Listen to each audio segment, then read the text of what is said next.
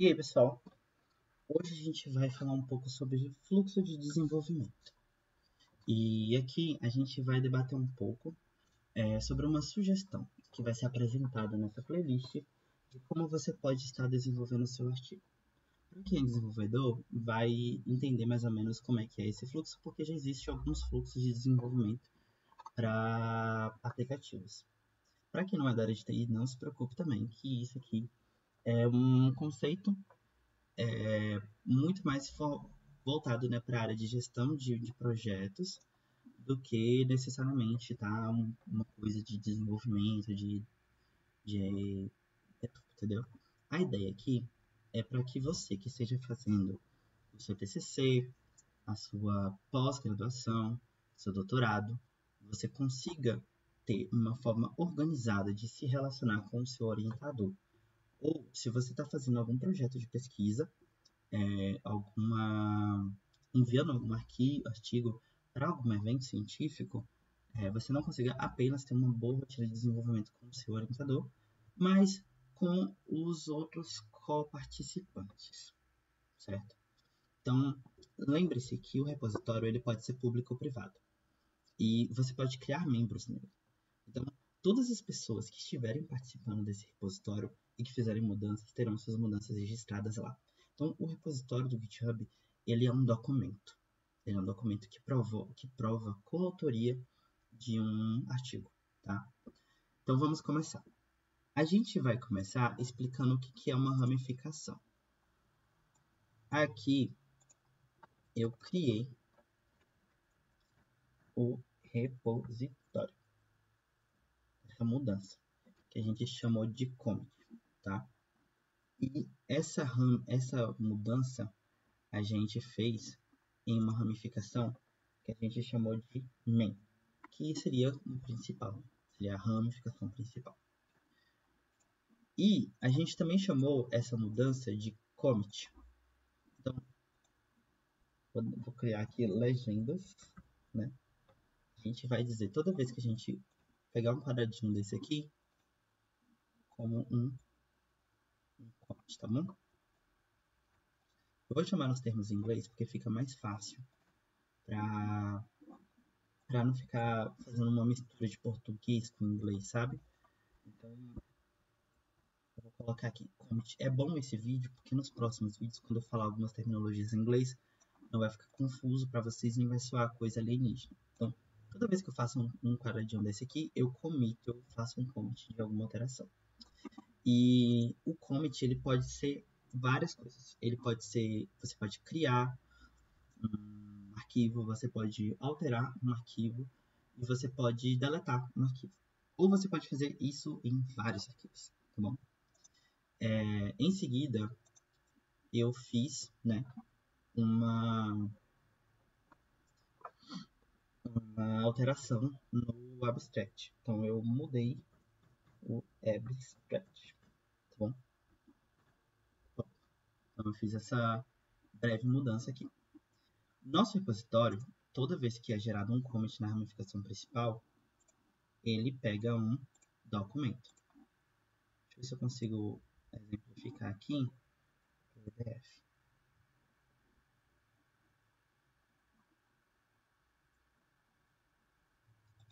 Eu adoro o Figma que a gente consegue, né? Deixa eu ver aqui, documento. Doc.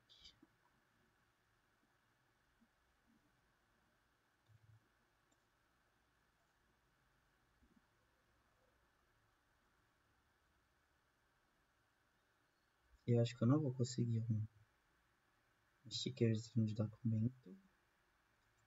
Então, vamos fazer o seguinte. Eu vou pegar um papelzinho desse, tá? Toda vez que eu usar um papelzinho desse aqui, trata-se de um PDF na versão de release, que é aquela paginazinha lá, tá? PDF, certo? E eu vou colocar aqui exemplificando de release. Release, gente, é o lançamento de uma nova versão, tá? Foi lançada uma nova versão, tá? Então, a gente tem aqui um PDF de release. Toda vez que é criado um repositório, ou toda vez que é feito um commit, é criado um PDF de release lá na página do GitHub. Esse primeiro aqui, ele não foi gerado. Por quê? Porque não tinha as alterações. Então, não deu certo, tá bom? Vou colocar um cinzinho aqui. Não foi criado. Mas toda vez agora, depois daquela configuração lá para poder autorizar, toda vez que eu fizer uma mudança aqui no main, ele vai criar aquela versão. Aquilo é ótimo porque a gente pode organizar os nossos artigos em função de datas. Mas a longo prazo pode não ser tão interessante assim. Por que não pode não ser tão interessante? Porque vai ficar um amontoado de PDF que não vai fazer muito sentido. Então, qual é a nossa proposta para deixar o projeto mais organizado? Geralmente, quando a gente faz um artigo, seja ele um trabalho de curso ou para algum evento, a gente cria um cronograma para as nossas atividades, certo? E pensando nessa perspectiva, os cronogramas eles são organizados por tarefas. Então, cada linha do cronograma do gráfico Gantt ou da tabela que você for criar, você vai criar uma tarefa. Imagine que existisse uma ramificação para cada uma dessas tarefas. O nome que você pode dar para essas ramificações é infinito, tá? Não precisa se preocupar. Aqui eu vou dar um nome, mas você não precisa seguir essa linha. É porque para mim faz mais sentido usar essa ordem. A gente vai usar um exemplo de ramificação chamada Fiat traço abstract. Por que Fiat abstract? Porque vai ser uma ramificação onde a gente vai alterar o nosso abstract. Ou e Fiat porque vem de feature, tá? Então, toda vez que a gente cria uma nova mudança, a gente pode estar chamando ela de feature. Mas você pode botar outro nome, você pode botar uma barra. Aqui também, barra é legal porque o GitHub ele entende como diretórios e tal. Vou deixar barra. Barra é mais bonitinho. Então, Fiat abstract, tá bom? E aí, o que acontece? Quando você cria uma nova ramificação, essa ramificação, quando você faz um commit, por exemplo, mudei o abstract aqui, a branch main ela não vai observar essa mudança aqui, tá? E toda vez que você criar algo dentro dessa ramificação, sei lá, coloquei a versão em português.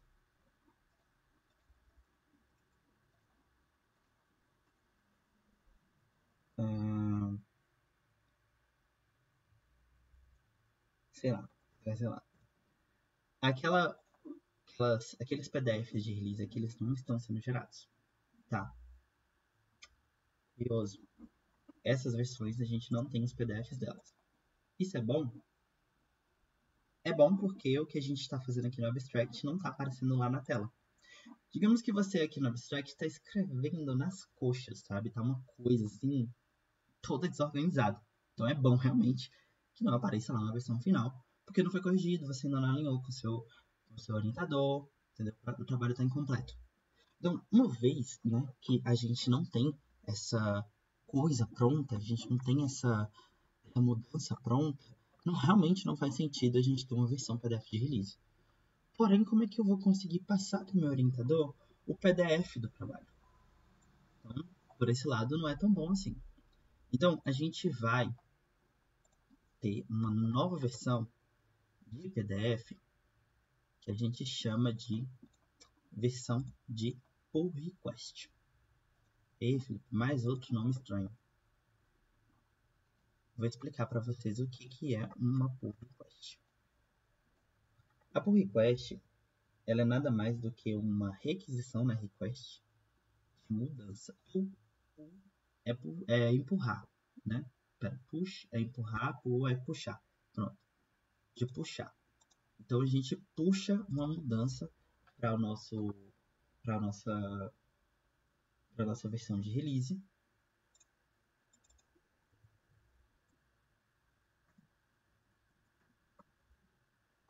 E esse PDF aqui gerado, né, para essa versão de pull request, quando ele é gerado, né, como é que eu posso dizer? Ele vai criar versões definitivas dentro do contexto da branch, beleza? E somente dentro dessa branch a gente vai ter esses PDFs. E por que é pull request? Porque eles só são criados quando é criada uma pull request. Beleza, Felipe, você falou uma coisa aí e falou outra, não entendia nada. Ok. Quando a gente cria uma mudança aqui na Fiat Abstract, o nosso main ela não observa. Beleza? Para a gente fazer observar, a gente teria que criar uma nova versão que mescla uma ramificação na outra. Esse commit a gente chama de merge, de mescla. Entendeu? Há uma mesclagem. E quem é que vai fazer essa mesclagem? É o nosso pull request. Tá?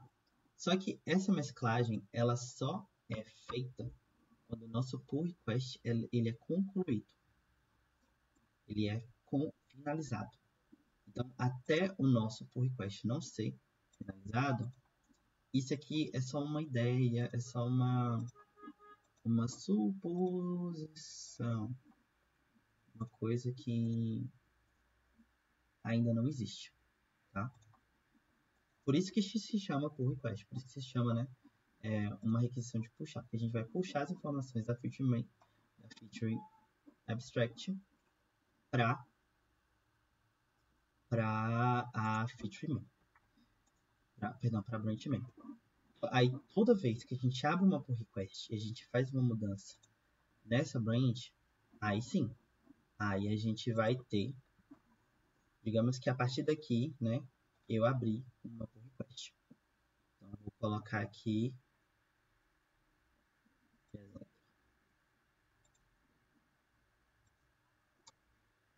abrir uma pull request.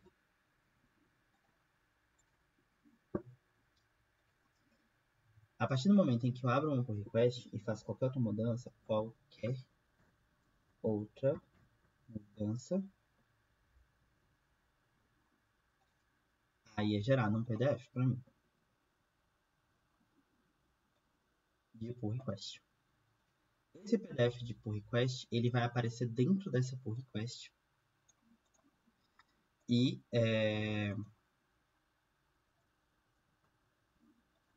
ele vai ser notificado com data e hora. Então, durante o momento em que você está discutindo com o seu orientador a mudança no seu abstract, você tem essas versões modificadas aqui. E o nosso projeto, ele pode ter várias ramificações. Então, você tem aqui, por exemplo, uma feature só para sei lá, justificativa. Você pode deixar em inglês, você pode deixar em português. Eu vou deixar em inglês. Justify. Você pode deixar em português também, tá, gente? Isso não tá obrigatório, não. Eu vou criar aqui uma ramificação nova. Deixa aqui bonitinho. Mudei. Justify. Eu não vou ficar escrevendo mais coisas, não, porque acho que vocês já entenderam qual é o propósito do commit, que eu não preciso repetir. Mas aqui eu tô fazendo. Eu abri uma pull request aqui também, né? Desse Justify.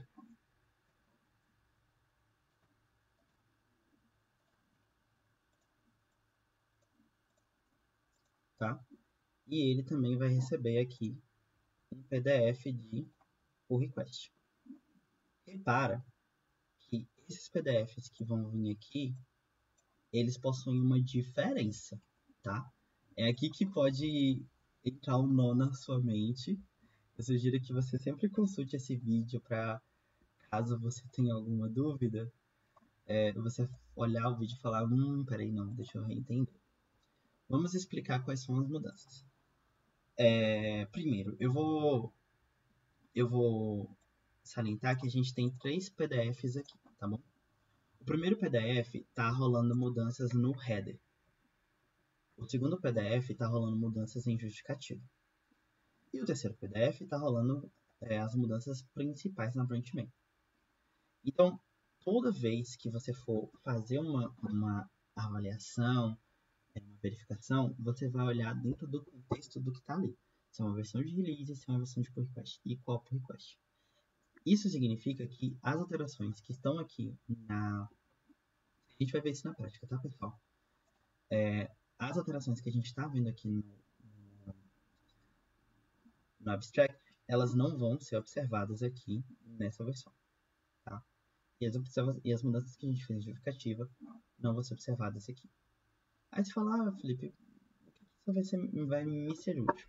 A gente consegue editar o nosso PDF de forma, como é que eu posso dizer? Vixe Maria, um bug aqui, eu vou pausar o vídeo e já volto.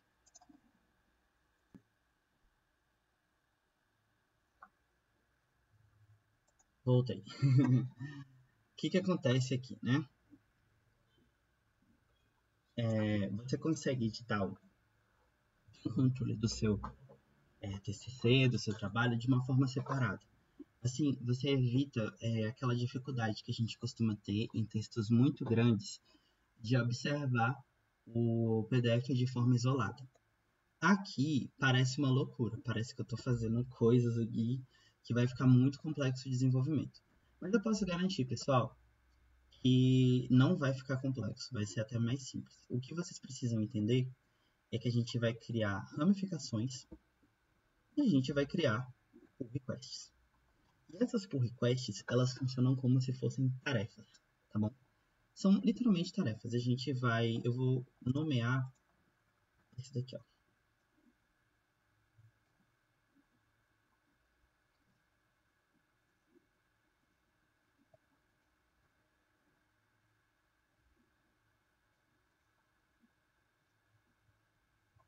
A gente vai nomear essas pull requests como tarefas, tá bom? Não, a gente vai observar essas pull requests como tarefas.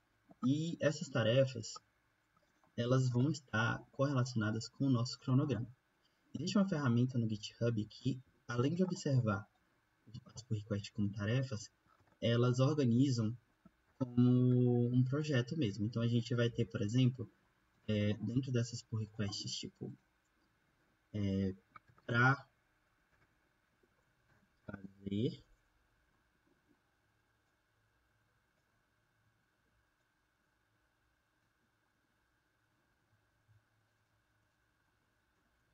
fazendo e feito. E a partir daqui, a gente pode, né, tá arrastando as nossas pull requests. A gente vai estar discutindo dentro delas o que está sendo feito ou não. E o céu é o limite. A ideia é que no futuro, assim que a gente tiver todas as nossas pull requests feitas, a gente tem o nosso artigo pronto, tá? No próximo vídeo, eu vou ensinar vocês como criar uma pull request. E a partir do que a gente criar dessa pull request, a gente vai explicar o desenvolvimento pelo LaTeX, tá bom? É isso, valeu, muito obrigado.